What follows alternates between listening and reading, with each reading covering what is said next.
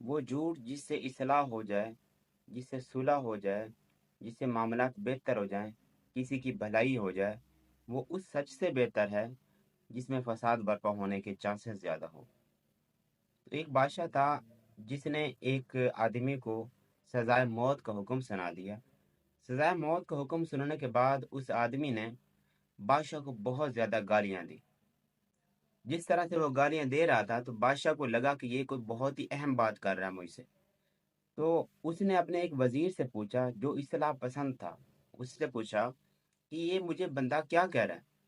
तो वो जो वजीर था उसने कहा कि ये आदमी ये कह रहा है कि जो लोग अपने गुस्से को मारते हैं और लोगों की खताओं को माफ कर देते हैं वो दोनों जहान में महबूब होते हैं। और जो एहसान करने वाले हैं अल्लाह ताला उनसे मोहब्बत करता है। साथ में एक दूसरा वजीर था जो पहले वाले वजीर से बड़ी कदूरत रखता था। उसने लपक के कहा कि बादशाह सलामत, ये जो वजीर है ना आपका नमक खा के झूठ बोल रहा है। हालांकि इस जो जो बंदा है ये जो बोल रहा है ये तो आपको बहुत गंदी गंदी गालियां बक रहा है। तो बादशाह ने उस वक्त ये कहा कि वो झूठ जिसमें इस्लाह की आमेज़श हो, सुलह के लिए बोला जाए, किसी की जान बचाने के लिए बोला जाए, वो उस सच से बेहतर है जिससे फसाद बर्पा हो जाए। इस कैदी ने जो कहा वो इसके मुताबिक बिल्कुल ठीक था, क्योंकि जिंदगी से मायूस आदमी कोई आगा पीछा नहीं देखता, उसकी जबान में जो कुछ आता है वो बोल देता है।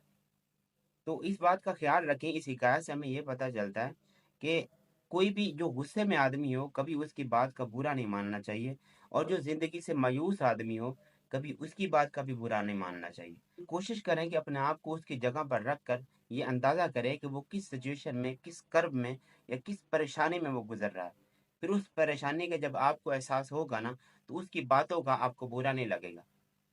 तो कभी भी किसी के बारे में फैसला करने से पहले अपने आप को उसकी जगह पर रख के देखें और देखें कि इस वक्त आप क्या करते। जैसा वो रिएक्शन कर रहा है क्या आपका रिएक्शन वैसा होता या फिर आपका रिएक्शन इससे मुख्तलिफ होता।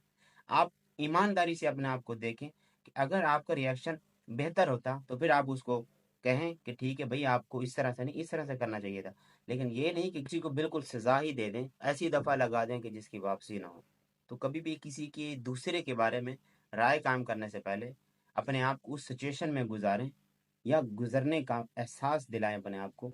उसके बाद किसी की कैफियत के बारे में जानकर अंदाज़ा करें कि क्या वो बंदा इस सिचुएशन में, इस मसाइल में अपने आप से बाहर होकर जो बात कर रहा है, क्या इसमें इसका कोई अपना अमल दखल है या फिर वो सिर्फ उसकी तकलीफ बोल रही है। क्योंकि कभी कभी ये तकलीफ इतनी ज़्यादा होती है कि इंसान की ज़बान पर नहीं पता चलता कि वो क्या आ रहा है। तो जो ज़बान पर उस वक्त उस सिचुएशन में उस सूरत हाल में आ रहा होता है, अगर उस बात को लेकर बुरा मनाना शुरू कर देंगे तो मेरे ख्याल में हमारे हल्का अहबाब में कोई ऐसा रिश्ता नहीं होगा जो बिल्कुल अपने अंजाम तक महफूज तरीके से